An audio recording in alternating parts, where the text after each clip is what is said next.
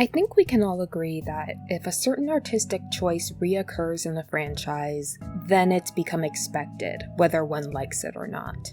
For Nikke, Goddess of Victory, it's the fan service. And the angst, but that's for a later video, don't you worry. But I will say that if you don't actively seek out the more fanservice-y media, Nikke will be an acquired taste. When I first started playing it, it was distracting in an annoying way, but as it had been recommended as a replacement for Tacto P Symphony, I chose to push through, all the while thinking, "Damn it, Anise, pull your shirt up!"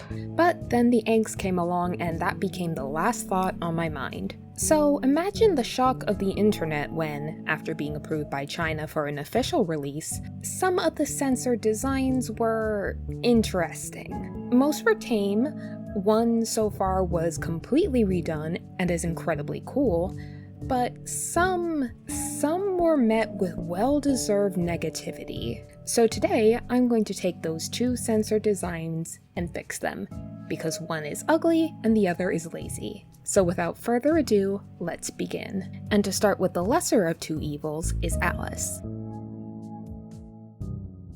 Alice is a tetraline Nikke with a fantastical view of reality. She sees the snowy tundra of her home as Wonderland.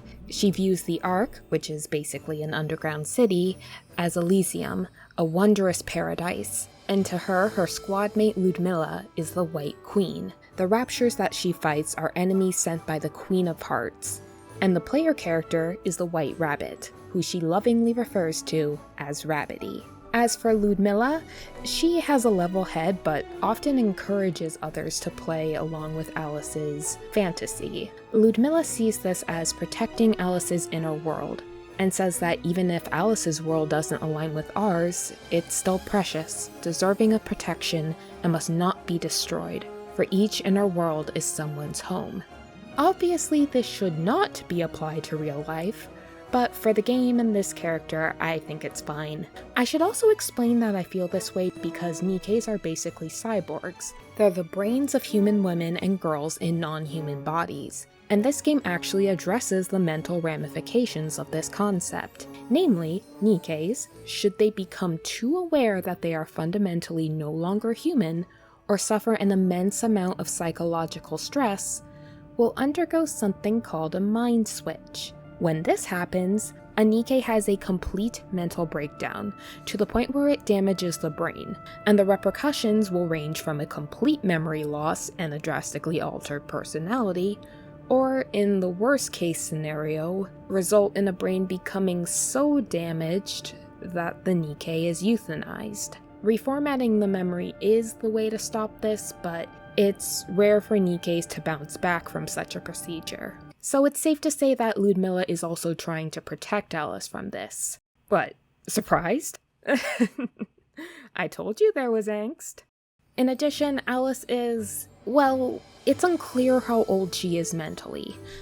Typically, Nikke manufacturing requires the brain of a human female between the ages of 13 to 35. And given that the devs go out of their way to avoid sexualizing the handful of canonically minor Nikke characters, and Alice gets a alternate form with a pink Playboy-style bunny suit, it's safe to say that Alice is in her late teens to early 20s. Anyway, I figured that I'd mention it because Alice does look sweet and innocent, and it matches her personality perfectly. She's kind and a little ditzy, but is genuinely helpful and sweet. And she's cheerful in the face of all the hell that the Nikkes have to go through. For example, the squad that Alice is in is called Unlimited, and her role with Ludmilla is to collect and restore Nikkes that get lost. We see a bit of this in Chapter 6 of the main story, where Alice gets permission from Ludmilla to show us the Sleeping Princesses, who are the damaged bodies of Nikkes with their brains missing.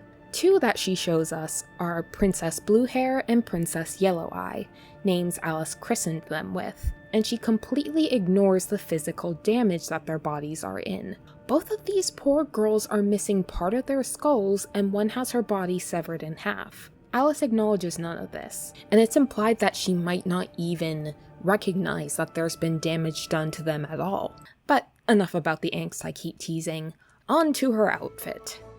Despite the clear Alice in Wonderland parallels and my own instinct to want her to wear a frilly dress, given that she lives out in the snowy wasteland, her outfit fits her perfectly. Not in a pervy way, get your mind out of the gutter. What I mean is, part of Alice's Nikkification process came with a side effect. It happens sometimes.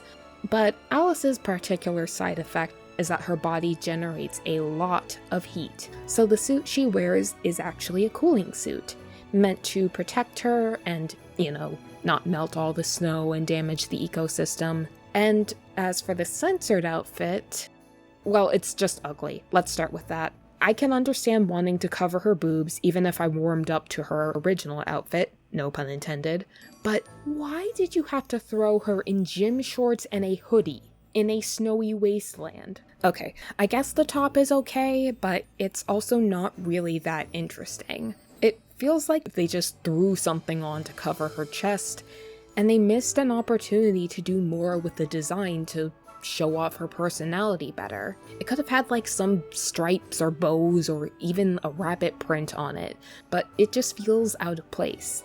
And then there's the shorts. I'm curious, are women's thighs really that outrageous in China? I mean, guess of course they are, or else they wouldn't cover them, but still. If they wanted to cover them, they could have made the shorts look a bit nicer. They're just boring. They do nothing to flatter her in any way, and in fact this makes her look more juvenile. Not to mention, it doesn't make sense in the environment.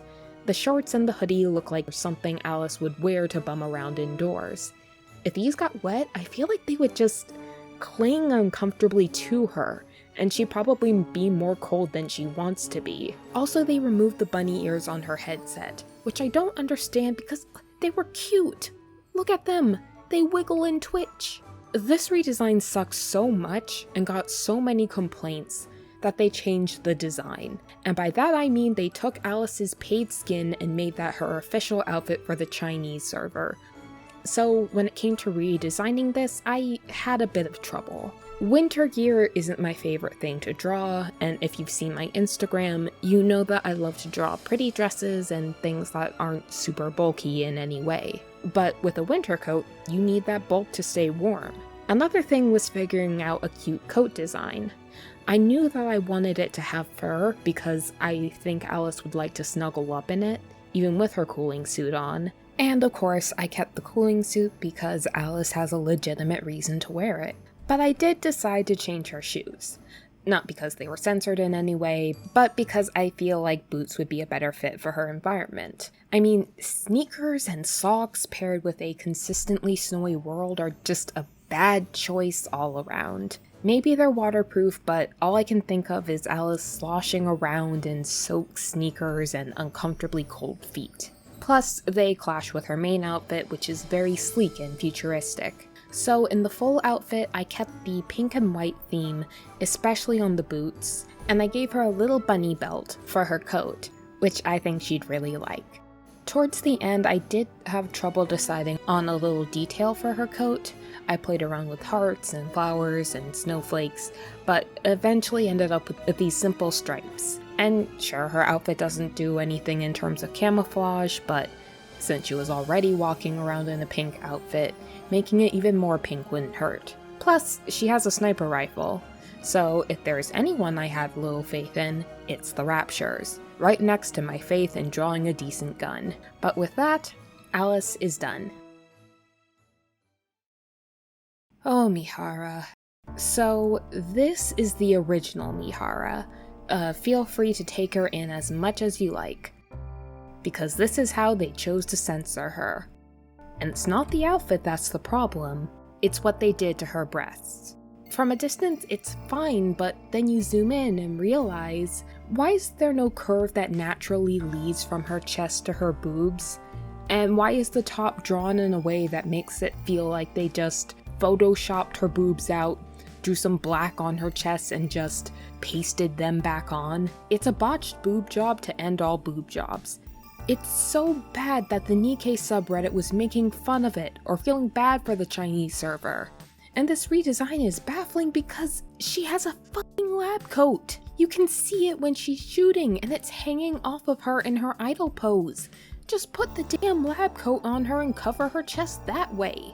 So that's what I did, and honestly I worry it's a bit too simple, but then I remembered that my goal was to fix this censorship and show an alternate way they could have done it, not to redo her outfit entirely. So I doubled down. And since they've proven that they're willing to redraw characters entirely, there's no excuse. Just draw it on, unbutton a few buttons to show that forbidden woman cleavage, and let the lab coat cover the rest. Complaints aside, I do like that they lengthened the skirt. Given what Mihara does, I'm sure squatting and battling with tight leather on has to chafe like a bitch, especially a skirt that short. But I've complained about the outfit enough. It's high time I properly introduce you to Mihara. Mihara is a Nikke produced by Mustang Industries, the second of the 3 big Nikke manufacturers. And unlike Elysion and Tetraline, Mustang consistently churns out screwed up Nikkes, 3 of whom had to be jailed and rehabilitated by us personally, 3 of whom are terrorists, and the leader of the terrorists is the Mutar of Nikke Goddess of Victory. Don't let that hot goth body fool you, this bitch is insufferable. But when you have a CEO like Suen, who is a mini tyrant with an inferiority complex, and who has no qualms about abusing these cyborg women when she's upset. Cyborg women who, in their manufacturing, are physically prevented from harming humans and cannot fight back when attacked, even in self-defense. It's a no-brainer as to why they're messed up. Despite appearances, however, Mihara is actually really nice. She's the leader of Wardress, a 2-person squad whose job it is to capture and deliver raptures to the Ark for study. And while that alone sounds pretty badass, sadly Mihara and her partner Uni haven't had much success. And when I say partner, I mean partner.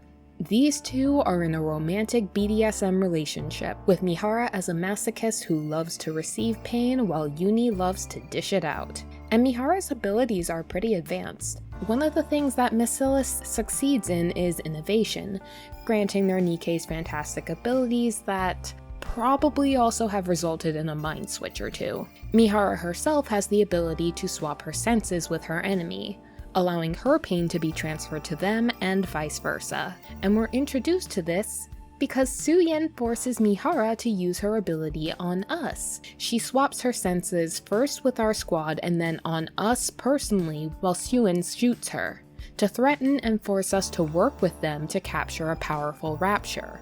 And at this time in the story, we're a low-ranking rookie commander, and she's the CEO of an entire company, so we can't really refuse. But once we're out on the mission, Mihara quickly reveals herself to be a person who, while stuck both under Suyen's incredibly abusive thumb and this shitty and often dangerous work environment, capturing the creatures that decimated humanity and forcing them underground, is actually a really nice person. She's nothing but accommodating to us, even when one of our own, Rappy, decides that she doesn't trust her and forces Wardress to take the front. She simply complies with no issue. She's frank about her position and tries to make the most of it. And her relationship with Uni is treated as a bit odd, but in the end it's shown to be a sincere and caring relationship.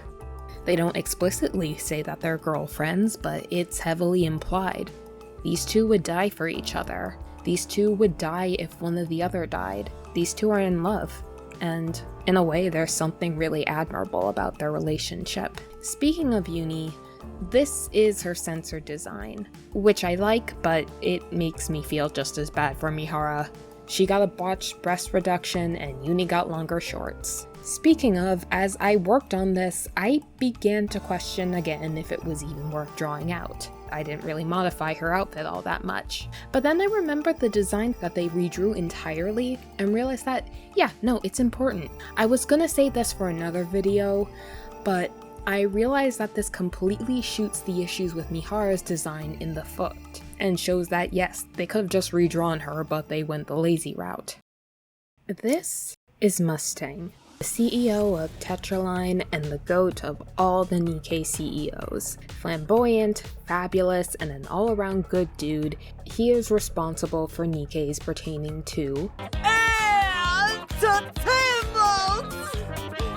And keeping humans healthy and happy. From a casino to music to gyms and even a cooking show, he has his hands in everything relating to entertaining the masses. And while you would think that the entertainment CEO is the sleaziest and least trustworthy, that's honestly not the case. He's the best dude, both to other people and his Nikkes. Despite having ties to the criminal underworld, even stationing 3 of his Nikkes to keep watch over that area, and being the oldest of the 3 CEOs, he's proven to be the best. Tetra Nikkes are the happiest that I've seen in-game. They feel comfortable coming to Mustang for their problems or advice, or even just do their own thing without fear of retaliation, like memory wipes or being scrapped. He's even willing to help Nikkes that aren't manufactured by Tetraline, becoming a mentor to Julia, a Macillus Nikke who was created to record music from the surface. She's a violinist, but Sewan undervalued her talents, which is where he came in to help. And when it comes to disagreements, well, Anise, who I mentioned earlier, is a Tetra Nikke, who used to be a performer of some kind. And despite wanting her to come back to the showbiz life, Mustang respects her decision to fight on the front lines. Also, when Nikke phobia was at its highest in the past, he launched the With Nikke campaign, and proudly showed his support for them and reminded the public that they're fighting for humanity, and are allies, not monsters. Yes, there's racism in this game, and that's just scratching the surface of how shitty the humans can be to Nikkes. But I digress. Mustang, despite his kind nature, isn't one to be taken advantage of or underestimated. He's willing to punish Nikkes who put themselves in danger. Oh, don't worry, that Nikke was being reckless during a contest, and even though she didn't get seriously hurt, Mustang just disqualified her from the competition. No beatings, no mind switches, and she even asked him for a group photo, which he was incredibly happy to acquiesce to. He also doesn't take any form of cheating lightly. I mean, he's in charge of the Coin Rush casino, he can't take that lightly. But with a guy who was caught cheating, he did so in a way that impressed him enough that he offered him a job. After the guy paid his dues, of course. Also, he's strong enough to crush a phone with his bare hand and wear this entire outfit. Just imagine how heavy that disco ball is, and he wears it attached to his butt with point shoes on top of it. In this universe, some humans get genetically modified in order to live for much longer, and Mustang has been in charge since the beginning of Tetraline, probably 100 years or more, and for the sake of all the Tetra Nikkes, I hope he lives a very, very long life. And given that it's China, they couldn't have this overly flamboyant queer-coded dude be waltzing around looking fabulous. So they gave him a redesign. And they cooked an entire feast. It's so badass, I love it. Honestly, I fully headcanon that this is what Mustang's casual wear looks like. That, or this is his undercover outfit to the Outer Rim, which is the slum of the Ark, and where criminals are cast out to. My only issue is that due to the prominent use of darker colors and the non-tinted shades, it gives him a more sleazy and untrustworthy appearance, which doesn't fit him at all. Still, the response to this was glowing. Everyone loved it, and my above comment was like the only criticism people had. Still, this outfit is great, and I hope they incorporate it into the rest of the servers. I can see this working in a side story where our protagonist needs to do some espionage in the Outer Rim, and Mustang tags along with us personally. And it would be a great way to get to know Mustang outside of the disco ball persona he has up. Everybody wears a mask to get ahead in life, and I think the Mustang behind the public mask is a lot more thoughtful and serious than the one we see, and I want to know more of how he came to be the way he is. But that's probably not going to be for a while. Anyway, this whole thing just shows that they're able to redraw a character, but just didn't bother to do so in Mihara's case. And with that, I think I've said everything that I wanted to about these outfits. I'm looking forward to seeing what they'll do with other characters. Will we get more feasts, or will they make more flop outfits? I'm honestly curious to see how they'll handle characters like the Bunny Twins, Trina, Soda, and more. It would suck in a way if we got more Alice and Mihara tier censorships, but at least I'd be able to do a part 2. Still, hopefully the feedback they got from those two will lead them to put more care into the other outfits. Shift Up has shown that they listen to fans, and hopefully they'll do so again. But with that, my video has come to an end. Thanks for watching. Let me know which redesign was your favorite, which censorship sucked more, how badass you think Mustang is, and what you'd like to see in the future. And until then, I'll see you guys in the next one.